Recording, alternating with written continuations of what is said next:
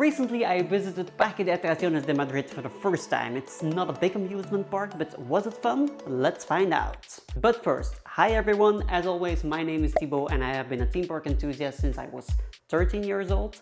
Since then I did 196 roller coasters in 42 parks and I'm on a mission to visit at least 122 more parks. Parque de Atracciones de Madrid was also on that list, but at the beginning of this month I was able to take that one off. Check! Now, let's have a look at what this park has to offer. First of all, the name sounds pretty obvious and it's not that original, but it's clear what we can expect. Do not expect this park to be like a full-blown theme park, as it is more like an amusement park with here and there some theming. It's more focused on the ride itself, and it has some fun rides, but also some which were... yeah. And it had a ride I was super anticipated about. Abismo, a Maurer SkyWheel Coaster with a pretty scary lift hill going upside down. But let's talk about that later in this video. First, how do you get to this park? It's so easy. You just take a metro, you stop at the station Batan, I think it was, you walk another 200 meters and you're there. It's that simple. We arrived at the park right before it opened, so there were already quite long lines waiting before the entry gate, and we were afraid that it would take quite some time before we got inside.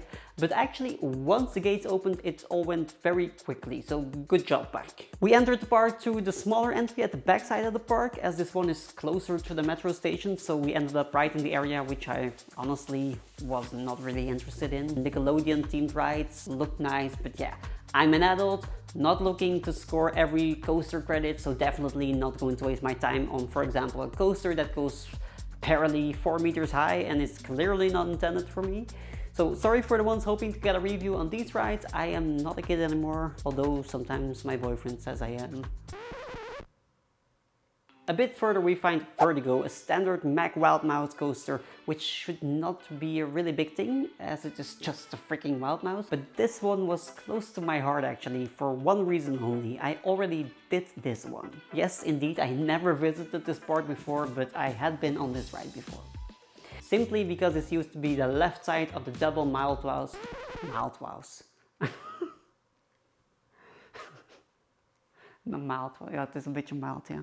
Simply because this used to be the left side of the double Wild Mouse Speedy Bob in Bobbejaanland, which is a park in Belgium where my passion for theme parks started in 2004. I remember in 2008 when they removed the left side, I was pretty shocked actually. This ride had always been like kind of an icon as a kid and a teenager, but I get why they moved it to Spain. The ride itself is not that spectacular, to be honest. It's just a Wild Mouse and there is barely a line in Bobbejaanland, so why would that park need two of these? But yeah, I did it again, felt a bit nostalgic, but the ride itself is not that crazy or intense. It's just a fun family coaster and kids will love this. I still remember as a kid I loved those sudden drops and turns and such, but yeah, now I guess I did too many Wild Mouses in the meantime. I'm kind of done with them actually. Now let's move on to the other side of the park, as the left side of this park is much more filled with the rides I wanted to do here. All the thrilling rides are close to each other here and kind of grouped together, which is nice, but also kind of strange, as it does not really give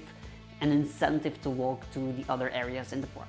But you don't have to walk around too much, so kinda nice. The drop tower here is an Intamin drop tower, similar for example to Dalton Terror in Walibi, Belgium. And considering the average height of 63 meters compared to the one in Walibi, which is 77 meters, the drop on this thing felt pretty amazing actually, much more intense than I anticipated. And a lot better than for example the shut and drop tower I did in Pike Warner the day before.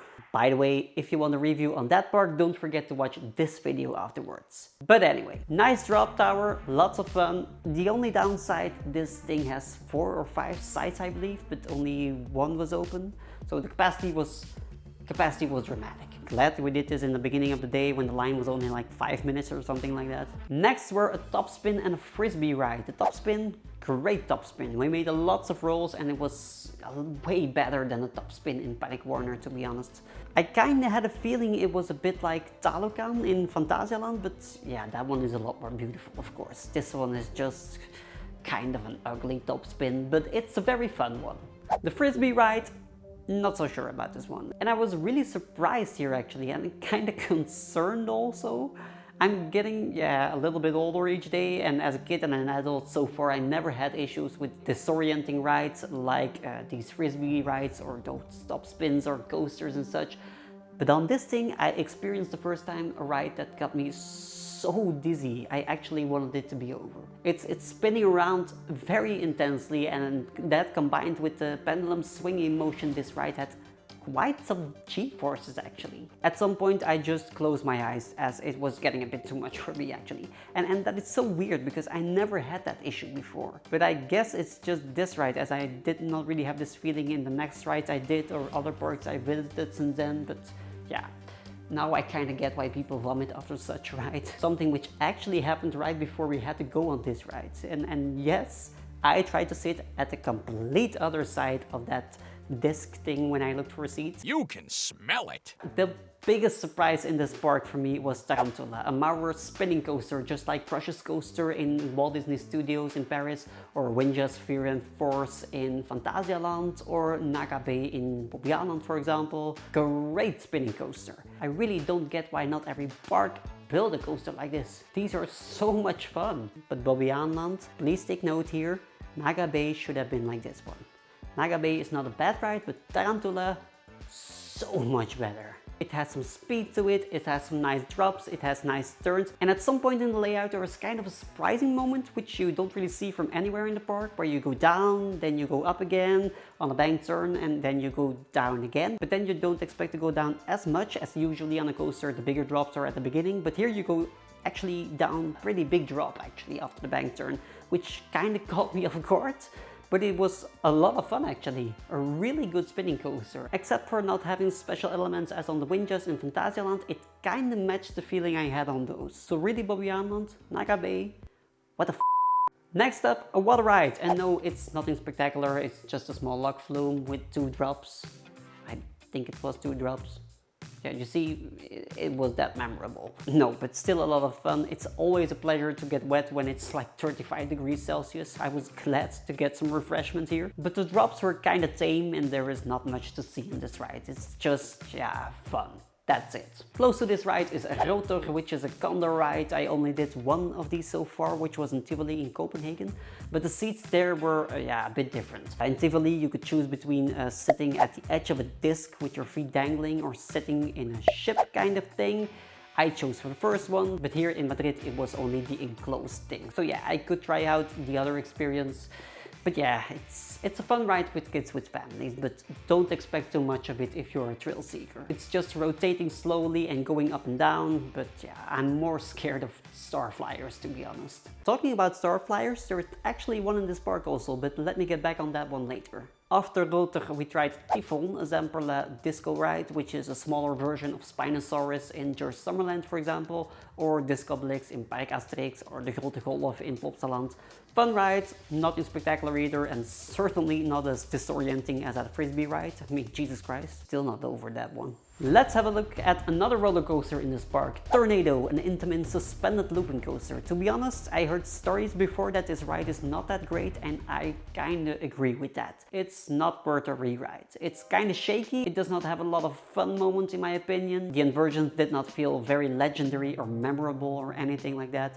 It was kinda what I was expecting. Not a really bad ride, but just not a very good ride either. I would actually rather like to see this park open up a more comfortable or better suspended coaster here. Or why not a Vekoma flying coaster? That would actually work great here, as the terrain here is perfect for a low to the ground flying terrain coaster. That would be so cool actually. I'm a genius.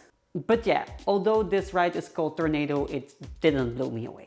As said earlier, there is also a Star Flyer here. Capacity on this thing, really awful. The loading and unloading went pretty slow and I was almost melting away here in the Spanish sun. I was glad I got on that ride because at the top it was a bit windy up there. Although after a few seconds I already regretted this. I really don't know why, but on every Star Flyer I always kinda get scared.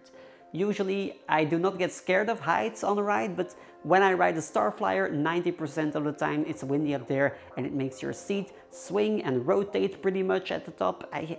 I just don't like that amount of free movement up there. It's scary as hell, seriously. But anyway, great view over the park and the surrounding nature and over the city of Madrid a little bit further. But yeah, I closed my eyes at some points. I know, I'm a pussy, but I had a refreshing wind there. Speaking about refreshing, they also have another water ride there. The Rapid River was closed that day, but they still had a Spillwater ride. and it's soaking wet. The drop is not that high, but due to the bigger boats and the weight of those boats, the drop in the water, yeah, it creates such a big wave. And because they decided to build a bridge over the splash zone, the water bounces off on that bridge again and makes you even more wet. I was soaked, but actually not as soaked as afterwards when standing on that bridge myself. My socks were still wet when I got back to the hotel a few hours later, but it was so refreshing. Close to this ride is another coaster also, which is a Gerstlauer family coaster with a mine team. Actually a pretty fun family coaster, better than expected. But the mine team, not really sure why, as there was not much mine to be seen, but anyway, yeah. And that brings us to the biggest ride of the park. The ride every thrill seeker is coming for here. Abismo, a Maurer SkyWheel Coaster. I was kinda scared here. That lift hill looks pretty intimidating. You only have like a lap bar, or more like a stomach bar, as it only sits like right here. And that lift hill is going up pretty high vertically and then upside down. An inversion, I'm okay with that, but a slow moving lift hill like that with lots of hang time and only this freaking weird stomach thing, that is scary. The capacity on this ride was a drama, as it only has one train, so the anticipation here when waiting in line was killing me. I was so nervous when I got on this thing, and then you go up. But yeah, I'm not really a big person, so for me it felt like that lap bar or stomach bar or something. It didn't feel like it was fitting very tightly, and when you get up that lift hill vertically, it felt like I was going to slide out of my seat. My body went full panic mode. I grabbed everything I could and ended up pushing my feet so tightly to the ground to make sure I would not slide out. And then that moment we went upside down. To be honest, because of that vertical lift hill, which scared the shit out of me, I didn't really fully process that upside down moment. And before I could even think about that, it was already over. So actually, all that stress for nothing. Seriously. But did I like it? No. It's just not a comfortable way of going up actually. It's gimmicky and the lap bar is really just not comfortable. Why not just a regular kind of lap bar like on Gerstlauer or Mac rides for example? I wouldn't have to be this scared anymore of falling out. And the rest of the ride is, yeah, not that great either. Kind of shaky also, not very smooth, and it just didn't do much for me. This was kind of a letdown for me as I was expecting more of these kind of rides. It was, yeah, pretty underwhelming, except for the lift hill, which scared me more than expected. But yeah, expected more to be honest. And that was kind of our day in this park. Let's score everything. Rides. Overall, a 3 out of 5. The park has a sufficient ride selection, but the rides themselves are not that great to be honest. It's a lot of was looking forward to Abismo, but that ride, yeah, just didn't live up to my expectations. The restraint isn't comfortable on your stomach. It's also a bit of a letdown when it comes to the ride itself. Not that much airtime in my opinion, and a bit shaky too. My favorite ride here, Tarantula. I was pleasantly surprised here. The drop tower and the top spin. Not worth a re-ride. Abismo, Vertigo, the Wild Mouse, Frisbee, which is very dizzy, Tifón, it's fun, but yeah, no. Tornado, which is shaky, not that smooth, and a little bit of when it comes to the forces during the ride. Service, a 3 out of 5. Operators are not that friendly. The park was clean, but the capacity could be a lot better. For example, on Abismo, the drop tower and the Starflyer. Food and drinks, 2.5. There is really not that much good choices here. Mostly pizzas, fries, burgers. We tried Domino's pizzas, but yeah, it's just pizza. Yeah. Not that spectacular. Park atmosphere, a 3 out of 5 also. Compared to, for example, Tivoli, which is also kind of a city park, this park looks just a bit dull and could use some more atmosphere. It looks a bit old at some places and could use some more, yeah, love. But it's situated nicely in nature actually, which is nice, especially on the bigger ride, where you have the views over those surroundings and the city of Madrid in the distance, which is really nice. But yeah, is it worth a revisit? Not sure actually. I was pleasantly surprised by Tarantula, but that was it mostly. The rest of the rides were pretty, yeah, not sure. Maybe if I am in Madrid again to visit Parque or if they have a great new ride, but At the moment, I would not visit Madrid again very soon just for this park. But I still had a fun day, of course, and don't get me wrong, but there are better parks than this one. So that was it. I hope you enjoyed my review on this park. If you want to see more, go check out my review on Parque Madrid, which I did on the same trip, or my 360-degree on-ride videos I made in various other parks. And maybe we'll see each other again soon here on this channel or in a theme park. See ya!